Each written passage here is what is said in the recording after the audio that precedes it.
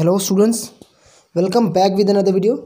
तो देखिए, मुझे नहीं पता कि आई डोंट नो कि आप किस स्टडी मटेरियल से आप अपनी बोर्ड एग्जाम की तैयारी करते हो। ठीक है, चाहे वो आपकी नोट्स हो सकती हैं या फिर आपका परीक्षा अध्ययन हो सकता है, परीक्षा बोध हो सकता है, बुक्स हो सकती हैं, राइट, कुछ भी हो सकता है, ये आप पर डिपेंड करता है। लेकिन मुझे इतना पता है कि अगर 4 वर्ष के क्वेश्चन पेपर आपने नहीं सॉल्व किया तो आपने पेपर की तैयारी के लिए कुछ भी नहीं किया, राइट। तो 4 वर्ष के क्वेश्चन पेपर सॉल्व करना बहुत ही ज़्यादा ज़रूरी, इतना ज़रूरी है, मान लो कि जैसे दाल बिना चावल या चावल बिना दाल, है ना, समझ रहे हो ना। तो जैसे ठंडी में शरीर बिना वो स्वेटर बिना शरीर, समझ रहे हो। तो इतना ज़रूरी है 4 वर्ष के क्वेश्चन पेपर आपको सॉल्व करना, ठीक है।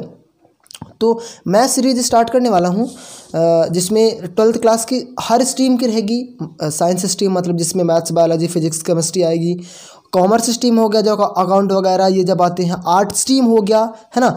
इन तीनों स्ट्रीम के साथ साथ एडिशनल में 10th क्लास के सभी सब्जेक्ट की पूरी सीरीज स्टार्ट करूंगा और सभी के सभी 4 वर्ष के पेपर सॉल्व कराऊंगा A to Z, मतलब ऑब्जेक्टिव हो जाएंगे पूरे।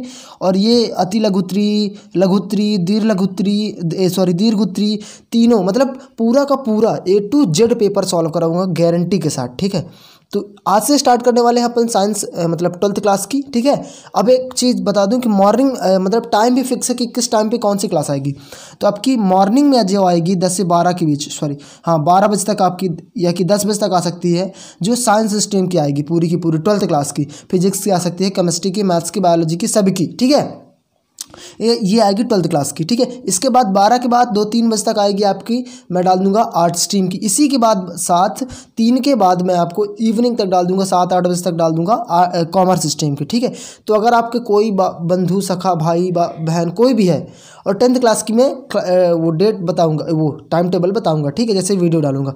तो कोई भी अगर है तो आप वीडियो शेयर कर सकते हैं या फिर आप इन्फॉर्मेशन दे सकते हैं उन्हें, ताकि वो भी अपने परीक्षा की तैयारी कर सके। जैसा कि इस टाइम पे आप जानते हो कि क्लासेस, ये कोचिंग वगैरह, कोचिंग सेंटर बंद है, नहीं बंद है तो कहा जाए तो अच्छी तरीके से कोचिंग इंस्टीट्यूट भी नहीं मिलते हैं, ठीक है। तो मैं आपको प्रोफेशनली आपको इसमें पूरा वीडियो के माध्यम से फ्री ऑफ कॉस्ट आपको मैं क्लास प्रोवाइड कराऊंगा, जहां आपको महंगी फीस पे करने की ज़रूरत नहीं होगी, ठीक है। तो अपन सीरीज़ के माध्यम से पढ़ेंगे।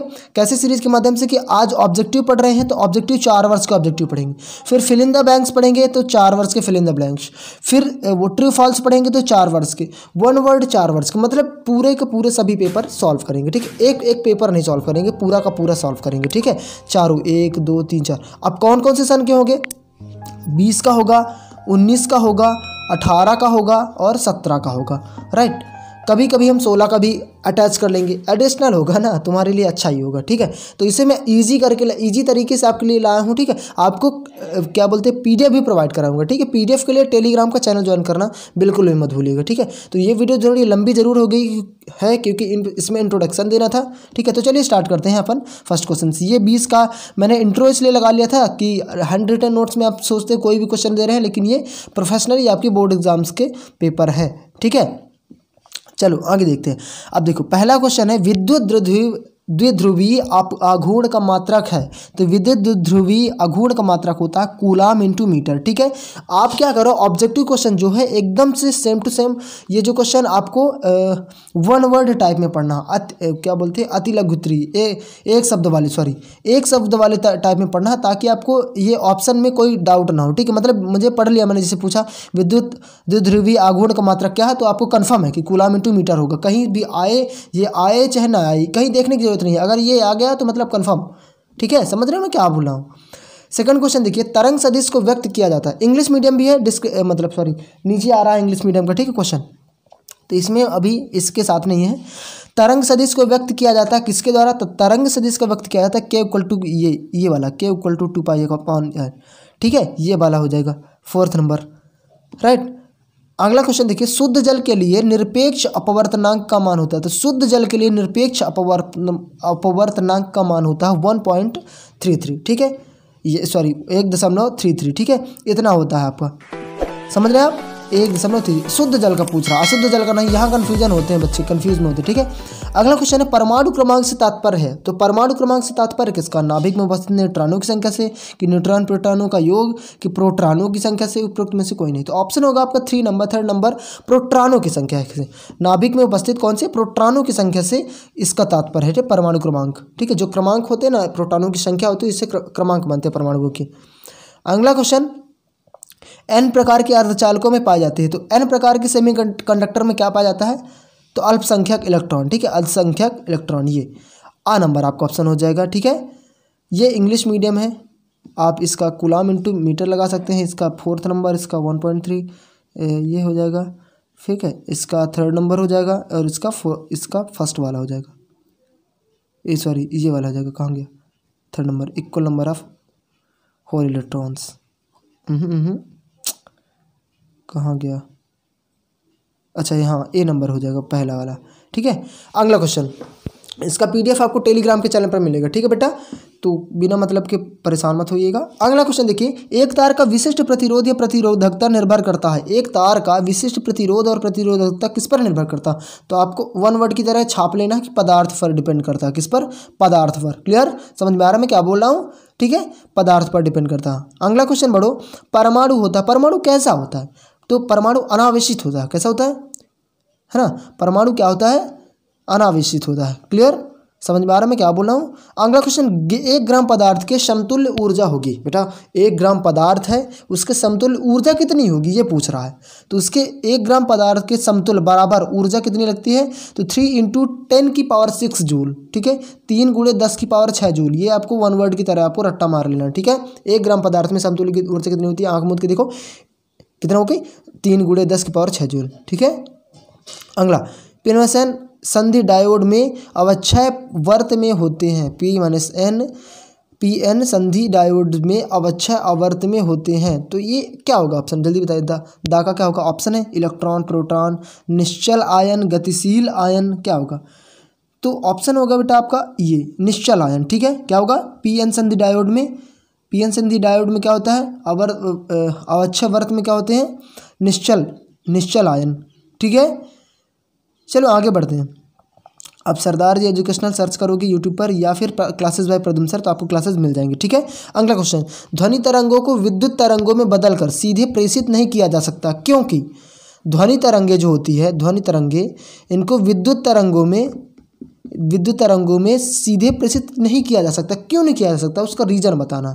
वे ध्वनि की चाल से गमन होती है, उनकी आवृत्ति नियमन नहीं होती है, उनके गमन के लिए अति उच्च लंबाई की एंटीना लेना होता है, कि उनकी ऊर्जा बहुत अधिक होती है। क्या होगा ऑप्शन? अच्छा हाँ, ये ई वाला है। हाँ बताइए क्या होगा? तो ऑप्शन होगा उनके गमन के लिए अति उच्च लंबाई का एंटीना लेना होता है, ठीक है। इनके गमन के लिए अति उच्च लंबाई का एंटीना लेना होता है। क्लियर? चलो ये इंग्लिश मीडियम है, लगा सकते हो आप। इसका हो जाएगा इट्स मैथ्स और इसका हो जाएगा ऑटोमिज, है ना, सॉरी इसका इट्स मैथ्स नहीं, इट्स मटेरियल हो जाएगा, इट्स अनचार्ज हो जाएगा। फिर अगले इस प्रकार से 3 × ये हो जाएगा 10⁶, इसका हो जाएगा PN जंक्शन, इसका हो जाएगा क्या था D नंबर, क्या हो जाएगा द नंबर, हाँ ये मोबाइल आयंस हो जाएगा। और इसी के साथ साथ इसका हो जाएगा ए नंबर, इसका ये हो जाएगा, ठीक है। चलिए आगे बढ़ते हैं। अगला क्वेश्चन है ये 19 का हो गया, 18 में आ गए हम, 2018 का है, ठीक है, 2018। अगला क्वेश्चन, प्रत्येक प्रश्न में से बिंदु आवेश Q के कारण r दूरी पर विद्युत क्षेत्र की तीव्रता E के बराबर क्या होती है? बिंदु आवेश Q के कारण r दूरी पर विद्युत क्षेत्र की तीव्रता, ठीक है, E के बराबर क्या होती है? ऑप्शन होगा E ये इनफाइनाइट 1/r², ठीक है, ये हो जाएगा। क्लियर? अगला क्वेश्चन, एक आदर्श अमीटर का प्रतिरोध होना चाहिए। एक आदर्श अमीटर का प्रतिरोध क्या होना चाहिए? 12 नंबर, जल्दी बताएं। एक आदर्श, ऑप्शन है बहुत अधिक होना चाहिए, बहुत कम होना चाहिए, शून्य होना चाहिए, अनंत होना चाहिए। एक आदर्श आदर्श अमीटर का प्रतिरोध कितना होना चाहिए ये पूछ रहा। तो ऑप्शन शून्य होना चाहिए। एक आदर्श सही अमीटर का प्रतिरोध कितना होना चाहिए? शून्य। क्लियर? नेक्स्ट बढ़े। अवरक्त किरणें निम्नलिखित क्षेत्रों के मध्य स्थित है। अवरक्त किरणें किसके मध्य स्थित है? गामा किरणें, गामा एवं पराबैंगनी के बीच, सूक्ष्म तरंगे दृश्य प्रकाश के बीच, दृश्य प्रकाश एवं पराबैंगनी क्षेत्र के बीच, पराबैंगनी एवं एक्स किरणों के बीच। क्या होगा ऑप्शन? तो सा का हो जाएगा सूक्ष्म तरंगों एवं दृश्य प्रकाश के बीच। ठीक है, सूक्ष्म तरंग और दृश्य प्रकाश के बीच। क्लियर? वन वर्ड की तरह पढ़ना बेटा। पी प्रकार का अर्धचालक होता है कैसा? पी प्रकार का अर्धचालक कैसा होता है? तो ऋण आवेशित होता है। कैसा होता है? सॉरी, ये कहाँ गया था? धनावेशित होता है। पी प्रकार का अर्धचालक कैसा होता है? धनावेशित होता है। ठीक है, आगे बढ़ें। स्वरित्र के द्वारा उत्पन्न ध्वनि सिग्नल होता है। स्वरित्र के द्वारा उत्पन्न ध्वनि सिग्नल होता है, कैसा होता है? तो सेकंड इसका केवल डिजिटल, केवल एनालॉग, डिजिटल एवं एनालॉग दोनों, डिजिटल एनालॉग में से कोई नहीं, तो ऑप्शन होगा केवल एनालॉग। ठीक है, स्वरित्र के उत्पन्न ध्वनि सिग्नल होता है कैसा? केवल एनालॉग होता है। ठीक है, इंग्लिश मीडियम में भी लगा लें। ठीक है, आपको PDF मिल जाएगा टेलीग्राम पर। आंसर की आपको इसमें सॉल्व करवा रहा हूँ मैं, आंसर की नहीं मिलेगी। ठीक है, चलो लास्ट वाला देखिए 17 का। प्रकाशीय संसूचक है, प्रकाशीय संसूचक कैसा है? डायोड लेंसर है, लेंसर है, LED होता है कि फोटो डायोड होता है? तो आपका लेंसर हो जाएगा। ठीक है, ऑप्शन क्या होगा? लेंसर। अगला क्वेश्चन, धारा लाभ बीटा का मान है। धारा लाभ बीटा का मान क्या हो जाएगा? वो का ऑप्शन होगा ये IB/IC। ठीक है, ये हो जाएगा बेटा। ठीक है, आपको याद रखना है। अगला क्वेश्चन, एक फोटान का तरंग दैर्घ्य 5000 है, इसका संवेग होता है मीटर है। ठीक है, इसके कहा एक फोटान का तरंग दैर्घ्य 5000 है, इसका संवेग होता है। इसका संवेग कितना होता है? जिसका 5000 मीटर होता, तरंग दैर्घ्य 5000 हो तो सा का जल्दी बताएं। तो ऑप्शन होगा ये 1.5 × 10⁻⁻27, यही ना सा नंबर? हाँ, ये होगा 1.5 × 10⁻⁻7 किलोग्राम × मीटर सेकंड। ठीक है, ये होगा ऑप्शन सेकंड नंबर। ठीक है, याद रखें। एक फोटान तरंग दैर्घ्य 5000 की है, इसका संवेग कितना होता है?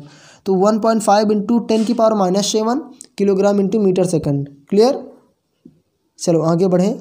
0 केल्विन पर जर्मेनियम है। 0 केल्विन पर जर्मेनियम है, जल्दी बताएं क्या होगा? अतिचालक, सुचालक, कुचालक, अर्धचालक, क्या होगा? हाँ, 4 नंबर। एक सेकंड यार। हाँ 4 नंबर। तो इसका हो जाएगा सुचालक। ठीक है, 0 केल्विन पर क्या पूछ रहा है? 0 केल्विन पर जर्मेनियम है। जर्मेनियम क्या होता है? सुचालक होता है। ठीक है, 0 केल्विन पर। अगला क्वेश्चन, माइक्रोफैरेड धारिता की गोली चालक की त्रिज्या होगी।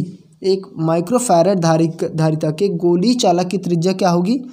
90 किलोमीटर, 9 किलोमीटर, 9000 किलोमीटर, 9 × 10⁵ मीटर। तो ये ऑप्शन ये होगा। ये तो इसमें तो ये पक्का था। ठीक है, 9 × 10⁵ मीटर। क्लियर? ये इंग्लिश मीडियम है। सो आई होप ये क्वेश्चंस आपके लिए हेल्पफुल हो गया। पक्का ही हो गया, होप करने की जरूरत ही नहीं है। ठीक है, और नेक्स्ट वीडियो में अपन फिल इन द ब्लैंक्स देखेंगे। ठीक है, और इसी के साथ साथ केमिस्ट्री की वीडियोस में इसके बाद नेक्स्ट लाऊंगा, मैथ्स लाऊंगा, बायोलॉजी लाऊंगा, ऑल सब्जेक्ट की लाऊंगा। टेंशन ना लेना। ठीक है, 12th क्लास की।